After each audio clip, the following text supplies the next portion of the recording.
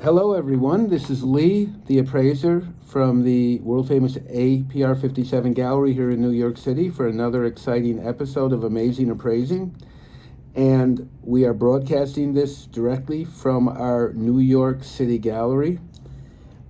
We are very, very fortunate to have another very interesting and intriguing and knowledgeable guest who we are going to explore and learn some things about.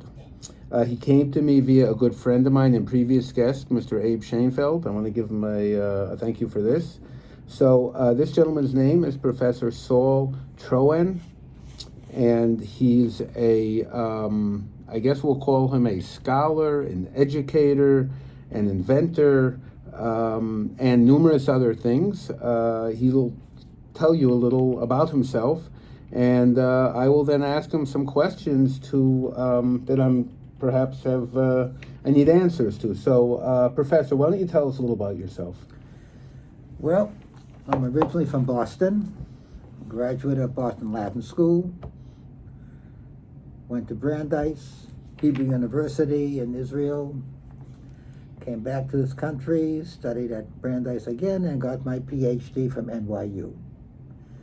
So I've been to several universities, and my latest degree was in technology from New York Institute of Technology. So I'm able to blend both the academic and the technology world together to be able to provide my students with the best possible education I can give to them, because right now everybody's into technology, and that's the way I can get the information across to them.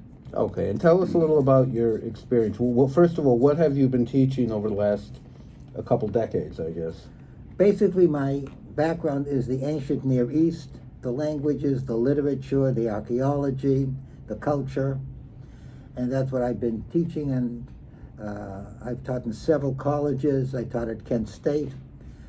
I taught their archaeology and ancient Near East. I've taught at Boston University. So is it in the languages or more in the history and the archaeology that you specialize in? More in the history, literature, and archaeology. Mm-hmm. I put the emphasis on literature because that's the way to understand the people from what they wrote and what they preserved. Mm-hmm. And I try to show how the themes and the issues with which they worked are the same ones that we have today. So basically, you use that as a basis to their language and how they communicated and how they wrote and spoke to give you more specific information about their history, their background, and everything like that, based on the way communicated, right? Yeah, what were their concerns? Mm-hmm. And how do those concerns parallel the concerns that we have today? Whether they're family, whether they're relationships, or even technology. Mm-hmm. Did you ever go on like archaeological digs and stuff like that, or? Yes, I've been to a few digs, and one dig I found a few bones, and I also found a hoard of coins from the 7th century. Was this in Israel? This was in Israel. That was in the southern wall. Are you able to keep that stuff today with their laws, or that has to be turned over to the government, right? Right away I turned it over. Everything has to be turned over. But I mean, it's legally that it has to be turned over, Oh, yeah, correct? absolutely. Like all that, anything you find, what's the rule like that? I mean, if you find it in your backyard, you don't have to turn it over, Yes, do you? you do. Really? Yes. And there's a reason for that, because it gives us insight into the life and culture of that particular time. And the government feels that that's important, and that they want to have the rights to it, and they want to own it or keep possession of it, correct? Well, it's very important because we have to understand the past so we can understand the present. Mm-hmm. Just an interesting side note. I had somebody who came into our gallery. Again, we buy and appraise anything. And he came in with, it looked like, for argument's sake, it looked like sort of a porcelain ball, okay? Like an oval shape, I guess. And it weighed, 5 pounds. He told me it was purported to be an original dinosaur egg. crazy, right? And and the story goes that it was purportedly found in China, and then he got it from some guy who smuggled it from China into Canada, and he smuggled it from Canada into New York City, and he brought it here to show me. And he was very upfront and straight and forthright, and he said that the way it works is that China officially has claim to this. And, you would think, why is that? How would they even know what's going on here? Like, how could they trace it back to you? And he said, well, his understanding was that most of the dinosaur eggs are found in China, and therefore it's assumed that that's where they were kept and found, and that the Chinese government has total authority on those finds, and that if one was to have one outside of China, the presumption was that it was found in China, and you would have to prove otherwise, and you can get in a battle with the Chinese government over ownership of this dinosaur egg. So after I did some research and the price he wanted for it, I came to the conclusion it wasn't worth it for me to fight possibly the Chinese government over the possession of this egg. But I just thought that was, like, here today we think everything is made in China, and I guess it's true, right?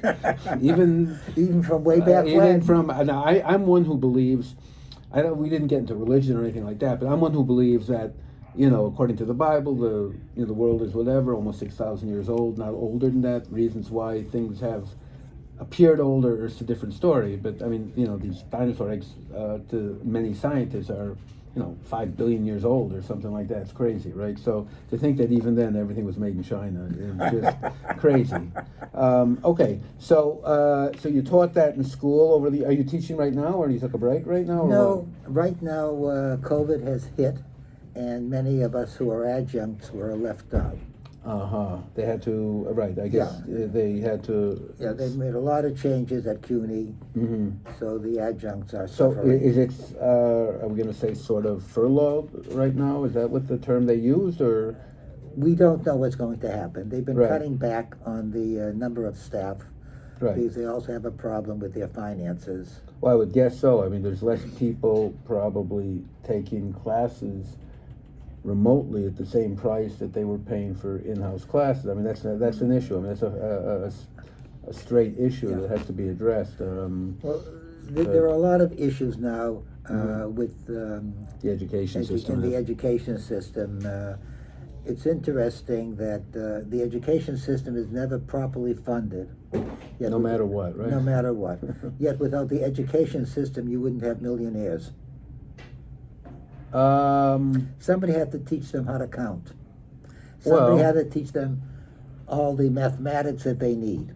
Or somebody had to teach them certain sciences. So I'm going to take the other side with that. I don't think that's true in every situation. I think you have brilliant innovators like a Steve Jobs or Elon Musk that can, I don't know how much Elon learned in school. He dropped out of college, and I think he's pretty much self-taught as far as an engineer and teaching himself programming at 10 years old. So there are exceptions where I think somebody like him could probably teach a lot of the professors in the schools. But, I think that's actually a problem.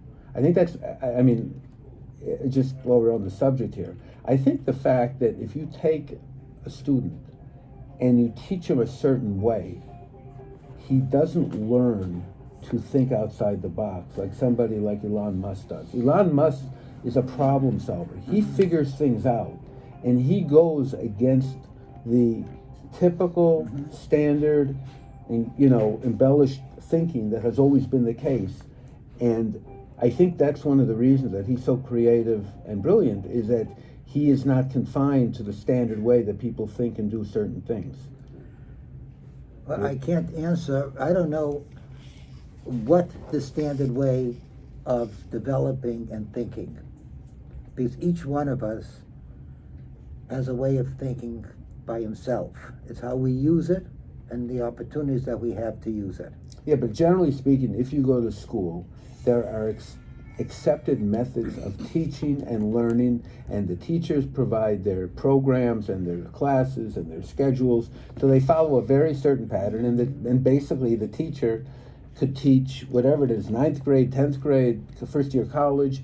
They once they do their class structure, they just follow the same thing for 20 years. They don't really change it. So they're teaching the same way they changed 20 years ago. So, well, we won't go into that because, quite frankly, I've had teachers from all areas, from all places, and they've been exposed to many ways of teaching.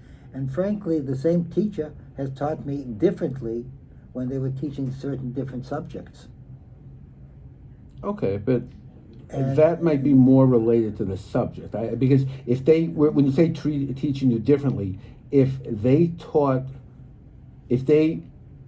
felt that they had the best way of teaching this subject, they would try to, if it's not the subject matter, just the way it's presented, they could, a smart teacher would be able to do it in each subject matter. So if their one way is more successful or they think it's better, they would use that for all their subjects. except for the fact that most classes have a variety of students, Mm-hmm.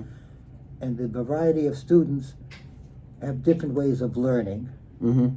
and have different ways of expressing themselves, and you have to address those multiple facts of getting to them, have them understand and allowing them to express themselves in their own way.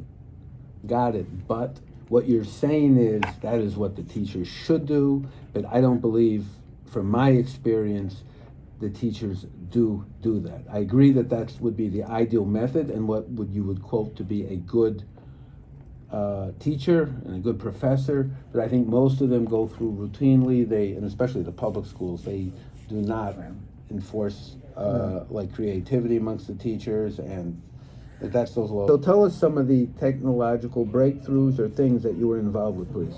Well, from early on, in fact, that's one of the reasons I did get into certain areas of education. I was invited by a Board of Jewish Education to use the technologies that I was working with. At that time, it was the Sony reel-to-reel tape recorders. Well, there was a name for them. What was it called? Oh, the real, not the Walkman. No, right? no. This was the reel-to-reel video recorders. And what year was that? In the 70s? That was in the 70s, early 70s, and I used to go to different classrooms of the teachers, and I would video the entire class. And then after the class, the teacher and I would review what the teacher did and how she taught, etc., and so forth. So this would to improve the To teachers' yes. teaching methods regarding... exactly correct. And then I would take the different approaches for the same lesson and provide it to the teachers as a group so that they would see that there were more than one way to teach a particular lesson. Mm-hmm. So, Got it. and that was very, very encouraging because they loved it. They loved What was this? College? No, this was in High school? This was high school, Hebrew school division, elementary and high school. Okay, cool. And then I moved around and I used technology as well.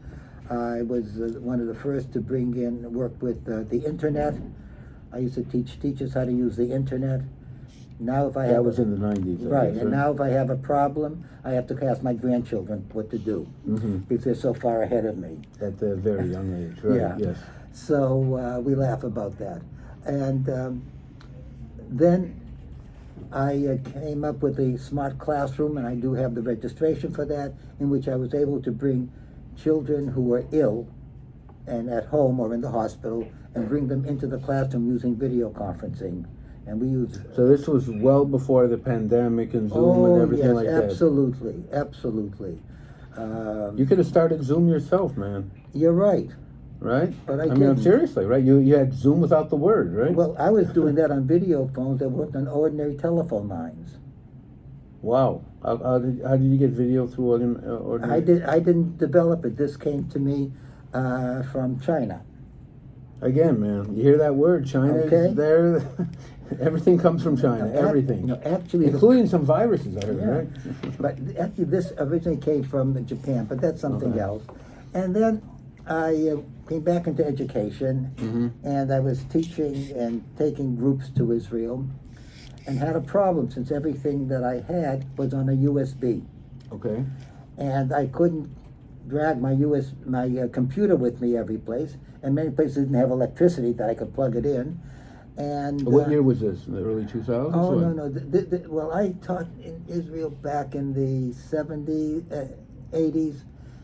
This was, we're talking about the early 2000s. Okay. The end. That's just when the internet was starting to Right. get Yeah. developed and popular and Right. accepted. Yeah. And my problem was I didn't know what was on my USB. And I'm talking about this was about 4 or 5 years ago. And I'm teaching archaeology. So and now we're 5 years ago. 5 years ago. 2016. Right. Okay. Yeah. 14 To 16, okay. Yeah. And Well, you know what's on your USB. You put it there. but I have You- 12 USBs. Oh, okay. So you don't know what's on each one. You just do that. Well, typically you're saying people just put on the USB to save it. They don't care really which one it's on. Just for I need it here for I need to save it. So let me put it on this one, right? And it's You're filled right. up, I take another one, Right. and then I don't know where Right. it And is. you can't really label them with everything No. if you have more than one thing on there. Right. Got it. Okay. And even if I print it out, I have to go through it and check Got it. it. Got it. So I asked the son of a friend who is a whiz, thinks out of the box. I said, look, I need something that will allow me to view what's on my USB on my phone wherever I go. Can you do that? Oh, yeah. So a few months later, he came back to me and he said, here. He gave me a wireless device which allows me to view everything on any computer-based device without the internet, without an app, and without the computer. So now I have an alternate information delivery system. And it's fantastic because wherever I go in the world, whether they have internet, whether they have the electricity, I can see it on my phone or on my tablet. And what's more important, I can let other people see the same information. All I have to do is give them the address of the transmitter. Give you an example. Please. I was teaching a class here at Hunter, and lo and behold, we don't have electricity in the classroom. I'm teaching the course. I need graphics. I have to show it to them. I couldn't do it. Like a what's it called, PowerPoint presentation I or needed, something like that? I had not only PowerPoint, I had some maps to show them Okay. and some other graphics to show them. So what I did is, So typically, what would have you done if they had electricity in the classroom? I you would have what? shown it on a projection system. You would have plugged up a projection system Yeah, with the video, the screen, Exactly, and and it's beautiful, which I was doing every time I had the class. But here I didn't have it. So I put the information on my USB. I took it off my computer, put it on the USB, plugged it into my transmitter, and I gave the address of the transmitter to a class of 20 students. and again, and these students don't necessarily, they don't need Wi-Fi, they don't need internet. All they need is a phone that I guess can plug on, that turns on, right? They need a device that turns on. It could be the phone, it could be a tablet, it could be an iPad, makes Right. no difference. And so it's cross-platform, so it made no difference. And they were able to follow the lesson, and if I lost the place, they told me where the place was. And they got very, very excited that they were amongst the first to use this. And when was this? This About was, 5-6 years ago? no, this was 2 years ago. Okay. And before that, 2 years before that, I had a colleague at Cooper Union use this in one of his classes with 29 students in a class that it was a closed class. It didn't allow any internet or phone. Wi-Fi, It was a government class. And he had to show the students information, so he used this with his 29 students, and he was able to teach them, and they saw everything on their devices. And it's wonderful because I now have wherever I am. So I can be in Texas now where there's no electricity, no internet, I'm there. So if a country was shut off the internet, I still am able to read my information. Interesting. Very interesting. Okay. Cool. So so this young fellow sort of invented it for you. When? How long ago? 5 years ago? It's about 6 years ago. 6 years ago. Yeah. Okay. And just give us the status of. So you used them in classes. Give me some idea of where you stand in the possible distribution, manufacturing of this unique, what we'll call it, I guess, transmitting device? Well, we call this now, this is, it's patented under the term chip server.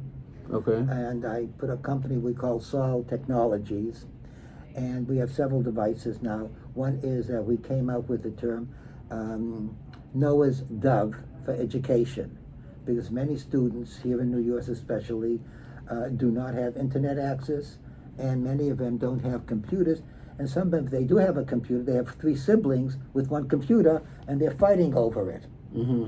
So we're hoping to be able to bring this to the education world so that teachers will be able to put all of the information for every student on a USB and provide them with this chip server. So just give me an idea how that would work if, for example, would this be able, if one family had 3 devices, 3 phones, could they all share the information on the 3 phones? Yes.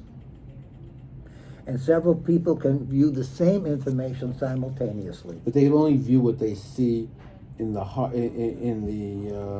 the thumb drive, right? Right. Because they couldn't get to the internet and get additional information. Just whatever is on that thumb drive, right? Right. And now they could leave and go to the internet and get information. That's something else, because they're 2 different delivery systems, and we have an alternative delivery system. You have the internet, and you have us. Right. So you would want to have one of these devices with a substantial amount of memory, I guess. No, the device needs no memory. It's all the memory is on the USB. No, but I meant the USB. You want to have a strong memory USB. Oh, right? yeah. I mean, typically, if you're going to utilize. Right. Right. So you have right. So you can put a great deal of information on a 64 meg. I got it. I'm just saying, if you're a professor and you're giving a class. Right. You would want to put perhaps your entire class for the year on this device, right. And then things would be cool, right? And I can also give that to the student on a USB so they could follow up at home. And they could learn any place, in a forest, on an airplane, or when they're walking someplace. So it's a different way of... Does it have applications regarding, like, you want to read a 800-page book or something like that? Absolutely. I'm doing that right now. I mean, with Amazon e-books or whatever they call it. I mean, yeah, the e-books. This is the best thing for the e-book, because you can take it any place you want, and I don't have to worry about the. Right. So I'm not that familiar with that. I've never used the e-books, but does it? When you purchase the book, you download it to your phone, no? You can download it to your phone. So if you download it to your phone, if you don't have internet, you're still good with that, right? Yes, but you're using up the memory of the phone, and depends how much memory is on the phone as to how much information you can put on the phone. And very often you'll see, after you have so many and so many pictures, it says, sorry, no more pictures can be taken. We're full, got it. So this way, I don't have to worry about that. Interesting. So it frees you up. So I looked at this allows me to be free and do what I have to do when I want to do it. So that's one area. It's good for medicine. There are, for example, I was told 200 companies that make equipment for medicine so the doctors can maintain the records. None of those like medical storage, right? Called. But they don't talk to each other. So how can I take the information from one to the other? Here, if I put all the information on my USB, and this we've done, I can now show it to any place. And if I'm in China, and there's no electricity, and there's no internet, I can still show it to the doctor, and he can read whatever it is. And it's great for MRIs, because it's very sharp. So there's other ways. We also can use this here for entertainment, for gaming. And another area that we're going into is security. We're now in the area of cybersecurity. And how would that work? I would put the information on a special type of an USB, and we have designed a transmitter that cannot be hacked. Mm-hmm. So everything is there, and so it's non-hackable. We call this here right now, we call it Sphinx, Mm-hmm. the secret keeper. Mm-hmm. So you can put all your finances on it, all your pictures on it, all your important papers on it, and nobody can get at it. In order to get it, they need the password. And it's a double password. Mm-hmm. So it has a lot of applications and ramifications. It's really a new way of saving information and sharing information with other people. Mm-hmm. Because not only can I see it, if I give you the address, you can see it. And I've had 20 people looking at the information simultaneously. And just in order to understand here, if you have it on your USB piece, right, would it be fair to assume that you should have it at the same time? You don't want it all there and then possibly lose it, right? So it should be down. You could put it on your iCloud too, right? I mean, I'm guessing that's the smart thing to do, right? I would never put anything on the iCloud if I didn't have to. The iCloud is porous. All the cloud is a computer in somebody's backyard, and that's dangerous. Okay, so tell me what you would recommend No, on how, if you have this important information on your USB chip or card, whatever, how would you keep that in case you don't want to be going to China with right. your doctor's records, lose it, and not have them recoverable? Right, I'd have it on another USB, which I would keep in my drawer. Uh-huh. And one of the problems is we lost a lot of information during the fires in California. They don't talk about it, but much of the information that they had is completely lost. You're talking about in the big servers or whatever. Yeah, exactly that were correct, kept there. right. What's it called? What's the big company? Cisco, right? A number of them out there. Yeah, right? it makes no difference. The company, the fact is, it's gone. Mm-hmm. And sometimes, and it's happened to me, Google got rid of Google Plus, which I used to use for teaching. I lost all the information from up to about 1914, because they got rid of that. Mm-hmm. And now they told you something else. So you don't know if they're going to keep the information 5 years from now when you'll need it. So you keep a secure USB Mm-hmm. in your drawer, and you have another one that you take with you wherever Right. you go. And now you're really safe, and you have the information in your possession at all times to use when you need it and how you need, and you allow only those who want to see, you let them see it, and it can't be hacked. That's the important thing. Right now, anything on the cloud can be hacked. I think didn't they have I thought they had a hearing. I heard on the news this morning.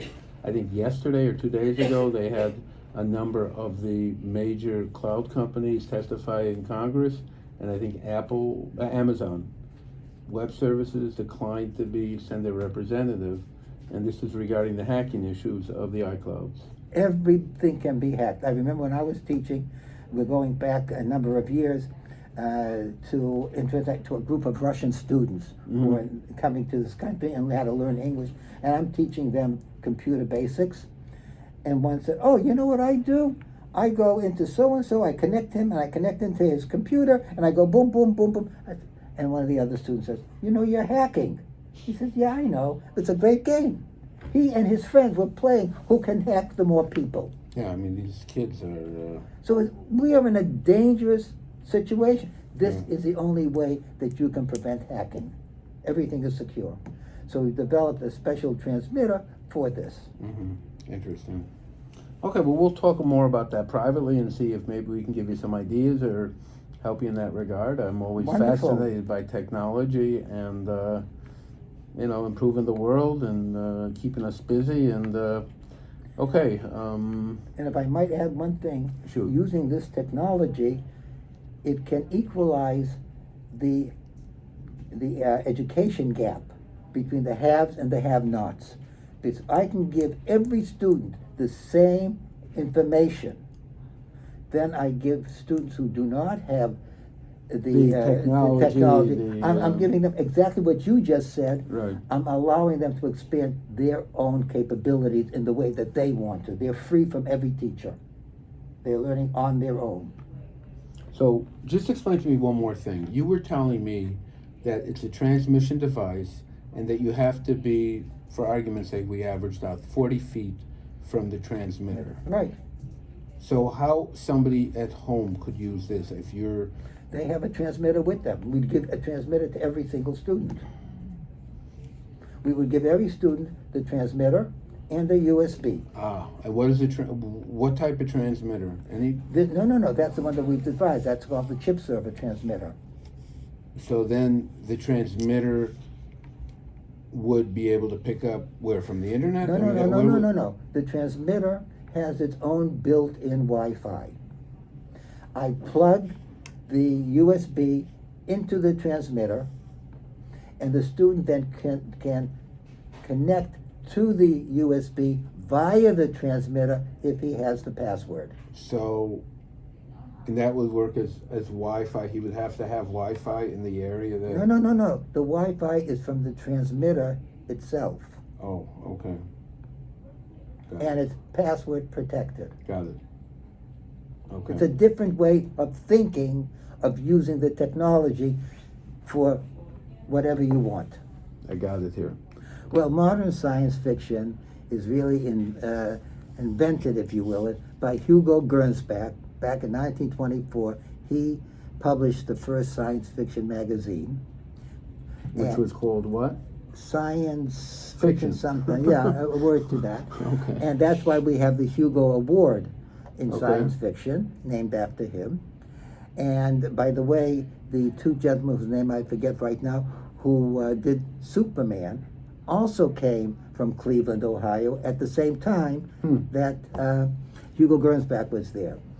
And the name robot was invented by a fellow, I forget, I have difficulty in pronouncing his name, but he told us, he wrote this actually, that he got the concept of robot, which comes from robotus in the Slavic language, it means a worker, from the concept of the golem from the 1600s. And the golem, as you know, was made out of clay to protect the Jews from pogroms. So you have that connection. And this is way before the Frankenstein monster.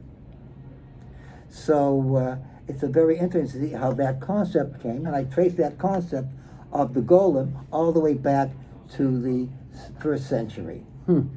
Now, there are other themes that I took that are Jewish themes, and I showed how they're used in modern science fiction and the effect that that has on the way we think today because of the science fiction that has been, shall we say, begun to penetrate in all areas of our culture. Pretty cool.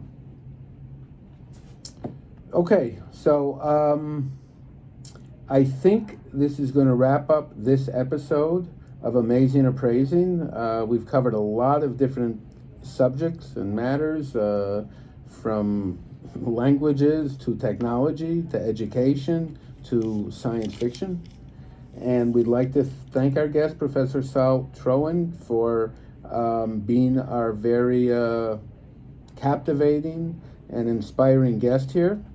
We are going to explore personally the usability and feasibility and possibly even the financial ability of his inventions, and see if there's anything that we can come up with. And maybe in a couple weeks, all our listeners will be listening to us on the transmission device, possibly, huh? Well, actually, it's only for the local area, 30 to 40 feet, because we want to keep it close by. Close by. Okay, so maybe me and my staff will listen to the next show. That's exactly correct. Okay, so again, we want to thank our guest. We want to thank our audience for all their comments and participation and questions and emails and texts. So if you have anything, guys, that you want to ask us, or questions or guests that you want to have us talk more about, please contact us at APR57. Lee at APR57, or text us at our 212-246-2000 number. And until next time, we want to wish everyone a very safe, healthy, and good week. And we hope to talk to you next week. Thank you very much. Good. It's a wrap.